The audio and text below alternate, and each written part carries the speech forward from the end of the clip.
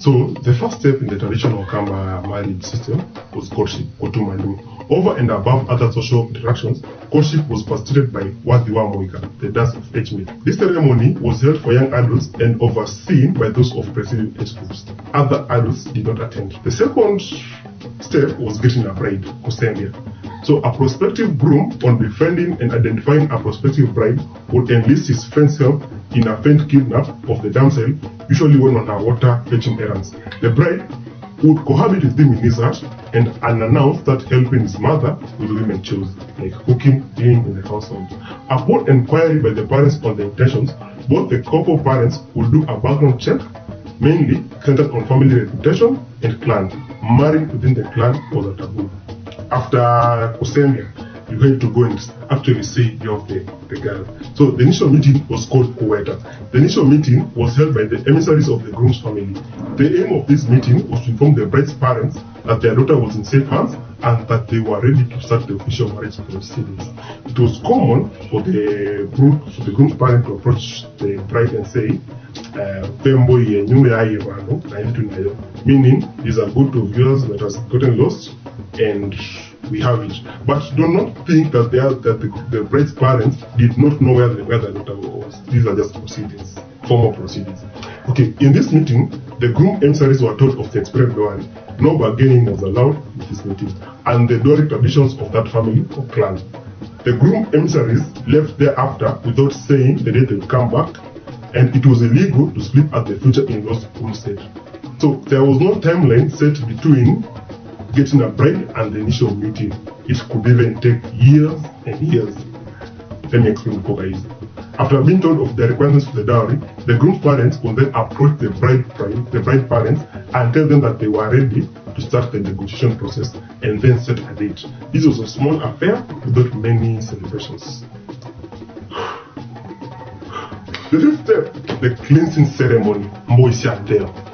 This is the most important ceremony. On the set day, the groom's family, in the accompaniment of an odd number of goats and kaluvu, which is alcohol, would go to the bride's home. The aim of them is to make friendship and be formally accepted in the bride's family.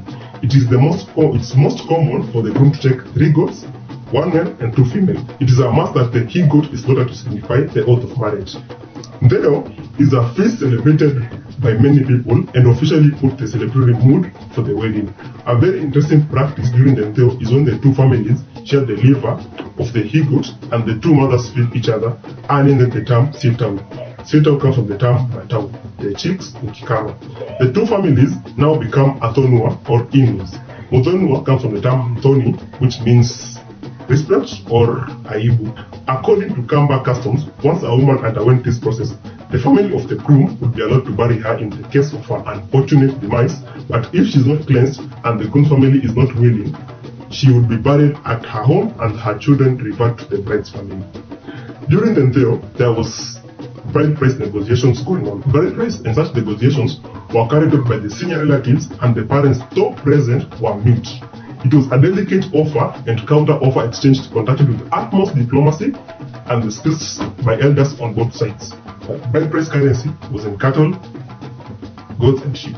Number 7, the actual ceremony called Ngasia, also called Kupeleka Mali or Kutoa Mali. This was the formal bride price held at the bride's family homestead, where it was presented accompanied by other gifts.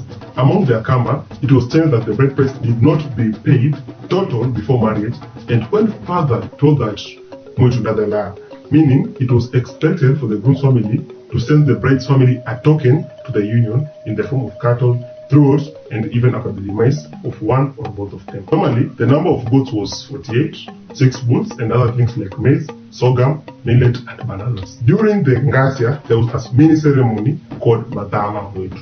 Madama Mwetu was the ceremony held by the bride's family to present her with gifts of household items, in some cases cattle, to prepare her for her new home. A welcome. Female to female marriages. If a woman was married and did not produce male heirs,